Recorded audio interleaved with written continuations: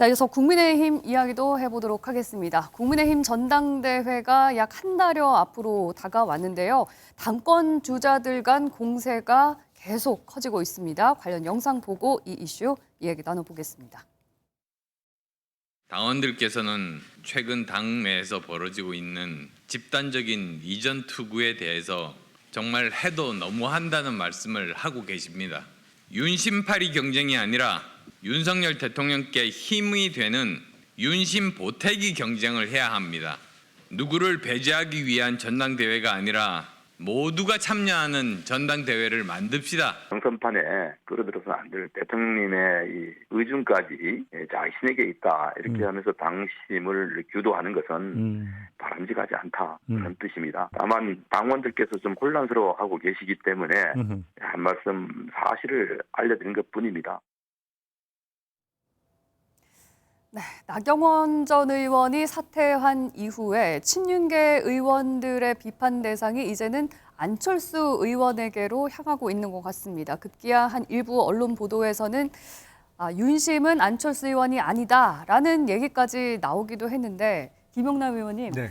여전히 윤심 논란으로 흘러가고 있는 국민의힘 전당대회 분위기 어떻게 보고 계십니까? 그래서 최근에 뭐 나온 말이 있죠. 과윤불급이라고.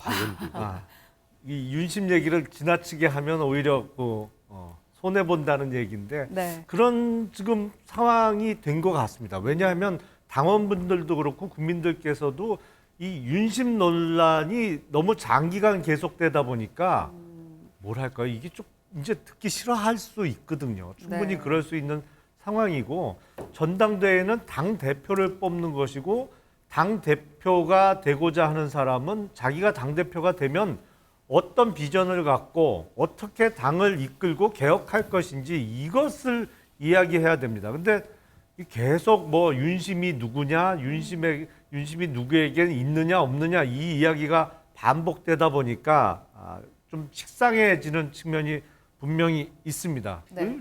앞서 대통령 지지율 잠깐 언급이 됐습니다만 제가 보기엔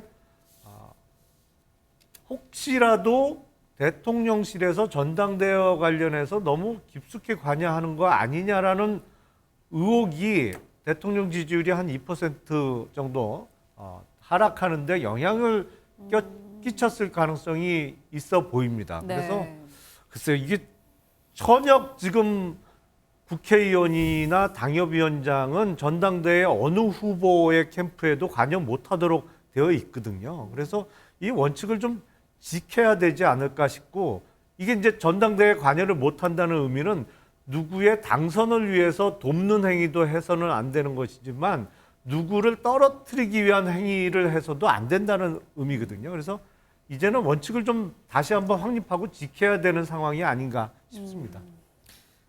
차정희 교수님. 예. 지금 벌어진 상황 보면 이 친윤계 의원들이 안철수 의원에 대한 공격이 상당히 좀 거세지잖아요. 그렇죠. 뭐 소위 이른바 얘기하면 가짜 윤심파리부터 해서 최근에 또 종북좌파 얘기까지 나오고 네. 오죽하면 이준석 대표가 이런 얘기를 했더라고요. 나는 안철수 의원 싫어하지만 종북좌파는 아니다. 뭐 이런 얘기까지 네. 나오던데 어떻게 보세요? 결국 아마 지금 이 윤핵관이나 지금 대통령실에서 안철수 지금 의원이 당 대표가 되는 부분에 대해서 상당히 껄끄럽게 생각할 수밖에 없는 그 이유 때문에 그렇겠죠. 그 이유는 제가 생각했을 때는 결국 미래 권력이다는 생각이 드는 거죠. 그러니까 지금 사실 뭐 안철수 의원 같은 경우는 여러 차례 지금 대권에 도전을 해왔지 않습니까? 그렇기 때문에 본인이 사실은 지난 대선 때 윤석열 대통령과의 그러니까 후보와의 그런 단일화를 통해서 일종의 보수 정치권으로 넘어와서 보수 정치권을 발판으로 해서 차기를 도모한다는 것은 누가 봐도 뭐 100%다 아는 이야기인데, 문제는 그런 꿈은 갖고 있지만 그 꿈이 사실은 당대표가 됐을 경우에는 실현될 가능성이 크다고 볼 수밖에 없는 것이죠. 자, 그런 상황이 된다고 했을 때는 미래 권력과 현재 권력이 오버랩될 경우에는 결국은 미래 권력은 자기 정치를 할 수밖에 없다. 그렇다고 한다면 윤 대통령의 입장에서는 상당히 국정을 운영하는데 상당히 부담이 될 수밖에 없는 대목일 수 있는 것이고, 또 하나는 윤 대통령이 다른 집권자들보다 제가 생각했을 때는 차기 구도에 대한 결정권을 내가 확실하게 끝까지 갖고 가겠다는 생각이 강하신 것 같아요. 그렇기 때문에 만약에 안철수 의원이 당대표가 됐을 경우 당대표를 통해서 차기를 확실하게 굳혀버릴 경우에는 대통령이 상당히 역할이 상당히 제한적일 수밖에 없는 거 아니겠습니까? 그렇기 때문에 그런 여러 가지 부분들이 대통령의 요즘을 읽어내는 그런 윤핵관들에 의해서 집중적인 공세가 지금 벌어지고 있는 것이 아닐까? 이러한 부분들을 과연 국민들은 어떻게 볼까? 저는 궁금합니다.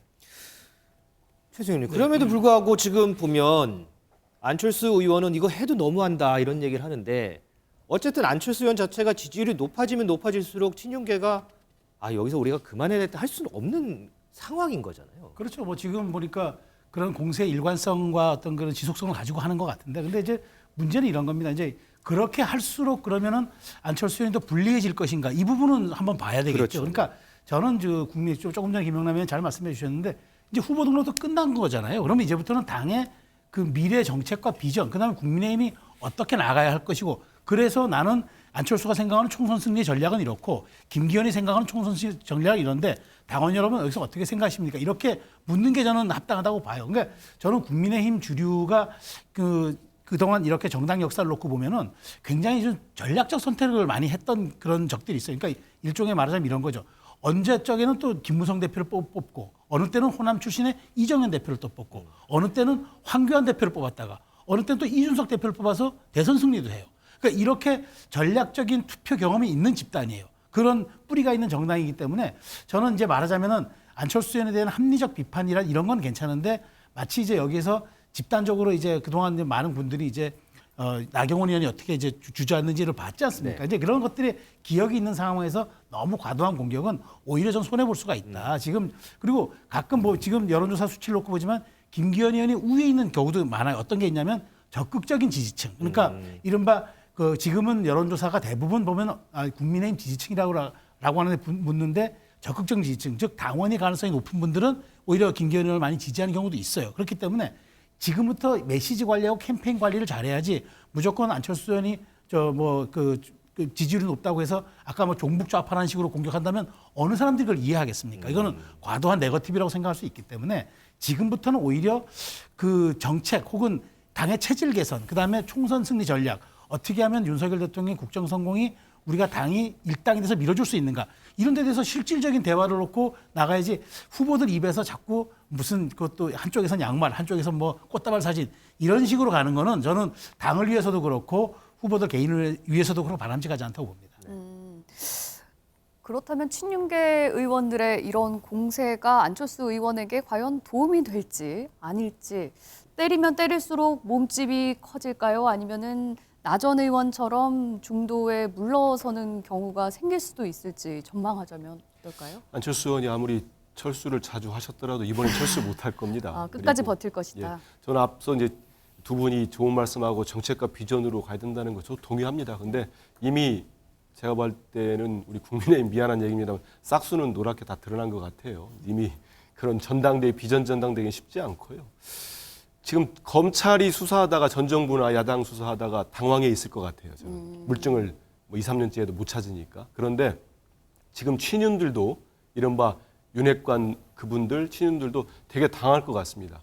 차라리 이런 상황이 됐다면 나경원 전 의원이 낫죠.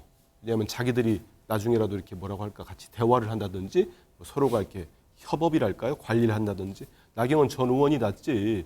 우리 차 교수님도 얘기했지만 안철수 후보는 분명한 대권 주자입니다. 그 대권 주자를 이렇게까지 만들어서 정말 연판장 돌리고 주저앉히고 해임시키고 이번 또 해촉도 시켰던데 김용호 본부장은 네. 그렇게 어마어마한 막 물량, 막 압력 쏟아 부어가지고 나경원을 주저앉혔어요. 근데 이게 뭡니까? 나경원 의원 지지율이 다 가버렸습니다. 그쪽 안철수 의원한테. 이러다가 안철수 의원이 저는 될 가능성이 있다고 봅니다. 그건 바로 많은 언론도 그렇고 참 집권 2년 차에 레임덕 얘기 나올 수밖에 없어요. 도대체 이건 바라지 않았던 걸 겁니다. 대통령실이나 지금 친윤들이나. 근데 본인들이 자초한 측면이 큰 겁니다. 지금 우리 다 얘기하고 어느 누구 하나 긍정적으로 지금 친윤들의 행동에 대해서 말을 못하지 않습니까? 저는 이런 집권당은 검찰도 마찬가지지만 처음 봤습니다. 집권 초기에 이렇게까지 대통령의 의중에 맞는 후보를 당대표를 만들기 위해서 이렇게까지 무리수를 두면은 이거 후폭풍이 제가 일전에 말씀드렸듯이 클 거라고 말씀드렸지 않습니까? 다시 오늘 아침에 어느 기사를 보니까 아주 흥미로운 기사가 하나 있더라고요. 네. 친윤들이 아주 그냥 집단으로 가서 공격을 한다. 그러면은 그 후보나 그 잠재적 주자에 대한 이상한 소문들이 돌기 시작한다. 세 번째는 가면 대통령실이 어떤 입장을 정리한다. 이런 아주 심층적으로 보도한 기사가 있는데 또 이 또한 안철수 의원도 해당되는 거 아니냐 이런 기사입니다.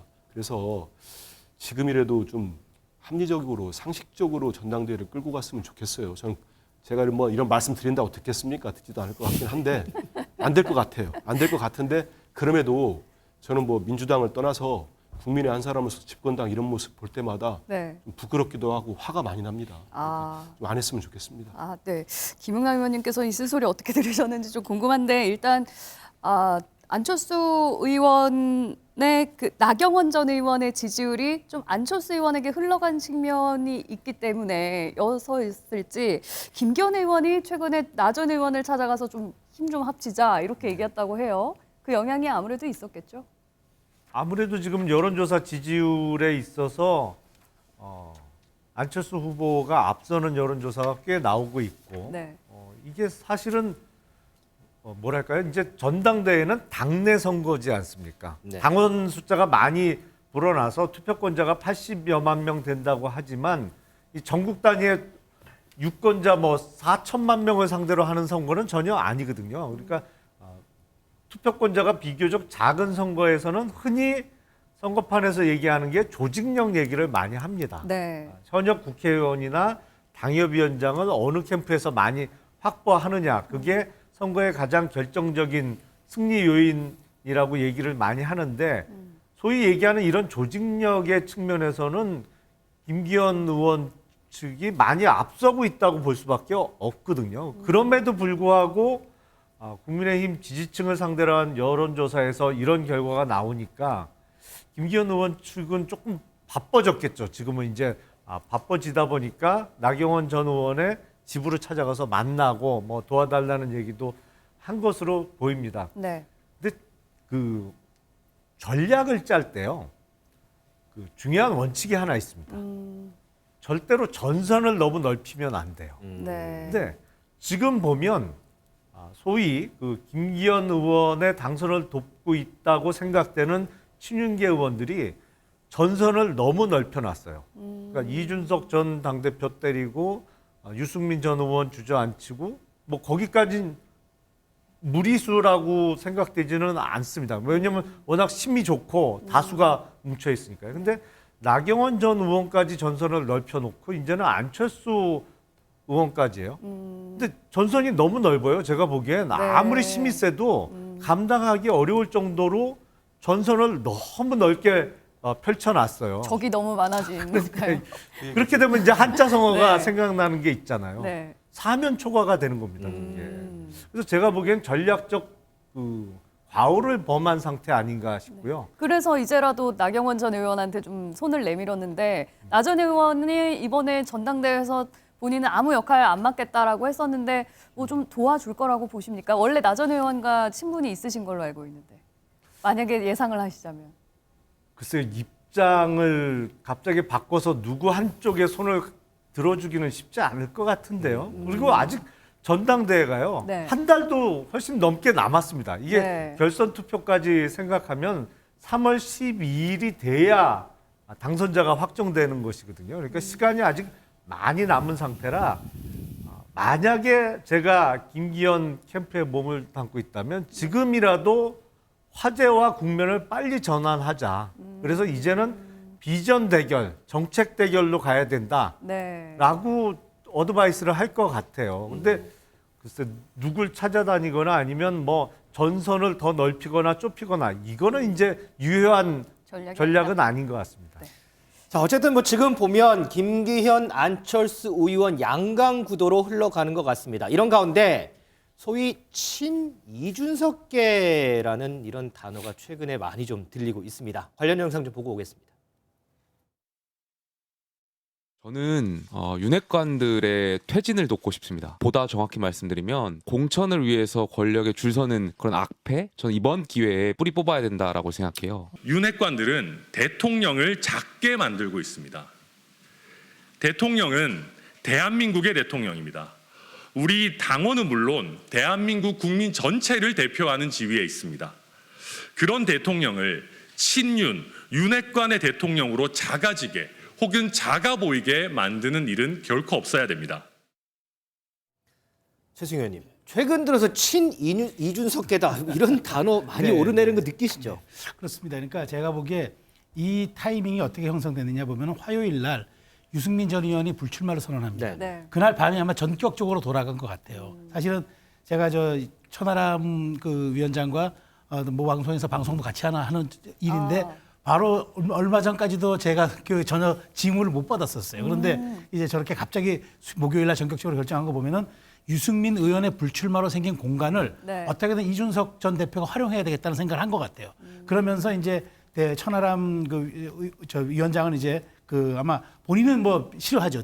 저도 대리는 아닌데 다만 이준석계를 좀 흡수할 수 있는 그런 흡인력 있는 후보로 아마 이제 대표로 나선 것 같아요. 그렇기 때문에 저는 그 이준석 대표가 그러니까 당대표로 취임한 이후에 들어왔던 그 이준석 대표의 영향력으로 그 모집된 당원이 한 15만 명으로 추산된다는 이제 제가 보도를 봤거든요. 네. 그럼 투표율이 한 40% 정도로 내외할 때 사실 그렇게 된다 그러면은 5, 6만 표 이상이 집중할 수도 있어요. 그렇다면은 저는 제가 보기에 4명을 컷오프한다 그러면은 천하람 위원장이 젊고 후발주자라고 해서 무조건 들어가기 어려울 것이라 생각하기 어렵다기보다는 저는 오히려 그 가능성이 있을 수 있다고 보기 때문에 만일 결선 투표에 가게 된다 그러면은 그 천하람 위원장의 그런 어떤 그 그러니까 결선은 못 간다 하더라도 최소한 그 영향력이 어떻게 영향을 끼칠 것인가. 그러니까 당장 보기에는 안철수 의원의 표와 조금 좀 그 손해 볼 것 같지만 네. 결선 투표가면 또 아무도 모를 수 있기 때문에 이런 부분에 대해서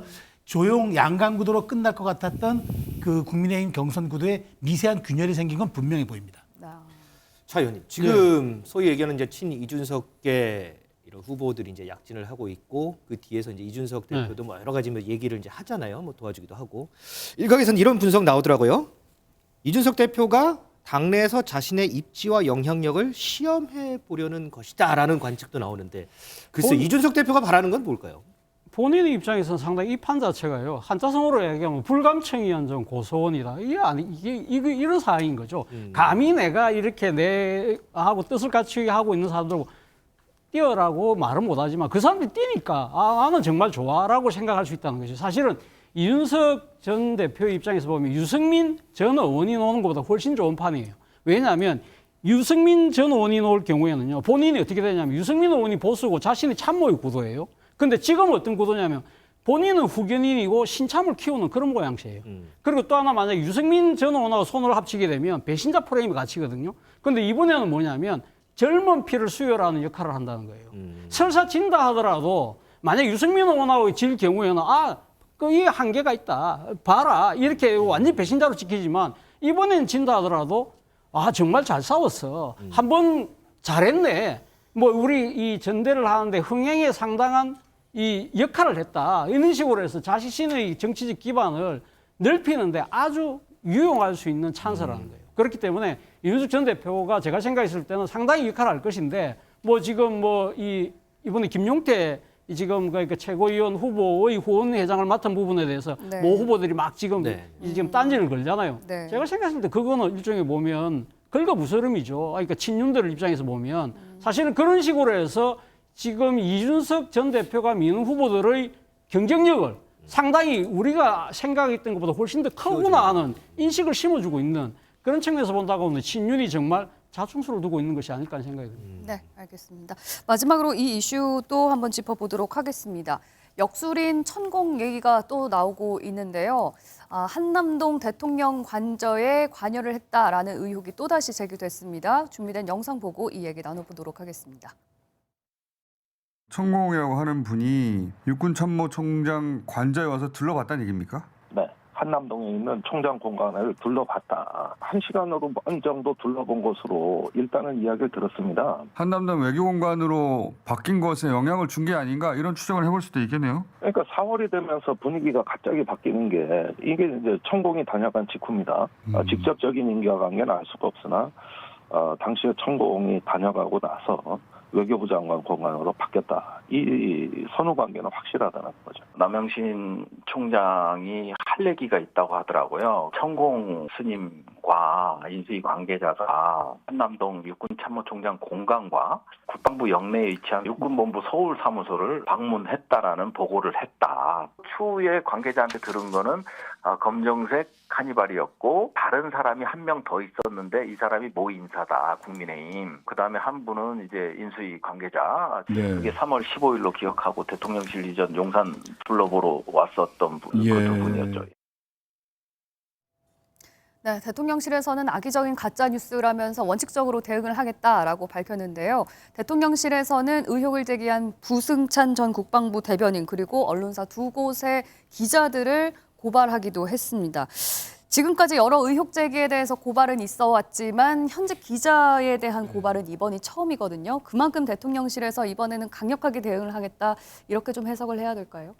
근데 이전에 그 김종대 전 의원하고 그 누구죠? 김어준 씨인가요? 그것도 네. 고발했었죠. 네. 근데 그 수사가 어떻게 되는지는 제가 잘 모르겠습니다. 왜냐하면 고발한 지 꽤 됐는데 이게 또 다시 불거지기 전까지 수사가 이루어지고 있다는 얘기는 뭐 제가 찾아보질 않아서 듣지 못했기 때문에 일단 이번에도 첫 느낌은 그랬어요. 대통령실이 특히 이제 뭐 김건희 여사랄지 무속인, 역술인이라고 하는 무속인, 천공 관련되면은 즉각적으로 고발을 하는데 네. 그게 아마 이제 자기들이 혐의가 없거나 그런 측면도 있겠지만은 그보다는 일단은 고발이라는 걸 해서 특히 기자들 고발하면 다른 매체도 영향을 미칩니다. 그래서 입을 막기 위해서 재빠르게 하지 않았나 이런 생각이 좀 솔직히 듭니다. 들고 또 하나는 지금 이 부사관이라면 현역 군인이에요. 어디로 갔는지 모르겠습니다. 있는지 계속 있는지 모르겠는데 현역 군인이 본인의 육군 참모총장한테 보고한 내용인데 그 육군 참모총장이 국방부 대변인한테 얘기를 해준 거고 합리적으로 볼 때 이분들이 무슨 이유로 말을 지어낼 때는 제가 아까 뭐 김성태 전 의장도 얘기했습니다. 뭔가 이유가 있어야 돼요. 합리적으로 추론할 만한 것들이 본인의 형량 문제랄지 본인의 재산 문제랄지 근데 이분들은 추론이 안 되지 않습니까? 현역 육군 부사관이 이 얘기해가지고 자기가 무슨 도움받을 게 뭐 있을까요? 본인이 볼 때도 너무 비상식적이니까 특히 이거는 너무 중대해 보이니까 참모총장한테 보고를 하지 않았나 싶어요. 그러면 이 개선상에 그런 분들이 많이 알만한 사람 좀 있을 거라고 봅니다. 그래서 이 대통령실의 즉각적인 고발이 제가 볼 때는 실질적인 어떤 실체를 밝히는데 도화선이 될 수도 있지 않겠나 이런 생각이 좀 들고요. 네. 당장이라도 이 CCTV 같은 거 다 있거든요. 네. 출입 기록이야 뭐 지금 부승찬 대변인 주장을 보면은 뭐 뒤에 오는 차는 기록도 남기지 말라고 했다고 주장하고 있기 때문에 있을지 없을지 모르겠습니다만은 CCTV도 있고 여러 물증들이 나올 거라고 봅니다. 그리고 제가 또 하나만 좀 제안할 게 있는데요. 대통령실이 고발 이렇게 많이 하시는데 저는 천공도 고발했으면 좋겠어요.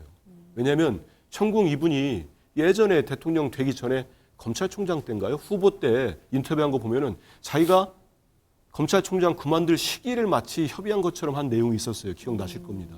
그리고 최근에 어디 방송 보니까 여전히 윤석열 대통령과 김건희 여사를 이렇게 친분을 과시하는 것 같아요. 그러면 고발해야죠. 고발해서 그런지 못하게 해야 됩니다. 네. 민주당에서는 뭐 CCTV나 출입 명부를 공개하면 될 일 아니냐, 떳떳하게 밝히면 되는 것 아니냐라는 입장이거든요. 아니 사실은 의혹을 제기하는 쪽이 증거를 내는 게 순리죠. 그러니까 지금 이번에 책을 냈다는 부승찬 전 대변인의 주장을 들어봐도 네. 들은 얘기를 들은 사람으로부터 들었다는 거예요. 전원의 전원의 전원. 전원의 전원이에요. 그러니까 그런 내용을 주장하려면 무엇보다도 자기가 뭔가 확실한 거를 갖고 이런 증거가 있습니다 하는 게 순리인 것이고 CCTV 얘기하는데 지금 3월 15일이라고 주장을 해요. 그럼 거의 지금 10개월이 지났습니다. 네. 제가 그 경험한 바에 의하면 어느 회사나 어느 관저도 6개월 이상 CCTV를 보관하지는 않아요. 이게 밀려나가서 앞에 기록이 삭제되는 방식의 CCTV가 대부분이거든요. 그러니까 네. 그걸 아마 알고 이런 CCTV 내놓으라는 주장을 하는 것 같아요. 그래서 이 부분에 있어서는 저는 뭐 천공이라는 사람 일면식도 없습니다만 네. 이게 유튜브를 통해서 보면 외모가 아주 특이하잖아요. 이 100m 밖에서도 당장 알아볼 수 있는 사람을 데리고 이렇게 둘러봤을까? 뭐 상식적인 그런 의문이 듭니다. 자, 지금 이 부분에 대해서 야당은 이 국회 청문회를 추진하겠다 이런 얘기를 하고요. 여당은 망상적 망상적 집착이다 또 이렇게 비판을 하면서 여야 공방도 좀 격해지는 것 같습니다. 앞으로 이 부분과 관련해서 정치권에서 어떤 공방이 또 오가는지 이 부분도 좀 지켜보도록 하겠습니다. 주말 뉴스와이드 여기서 마무리하겠습니다. 시청해주신 여러분 고맙습니다.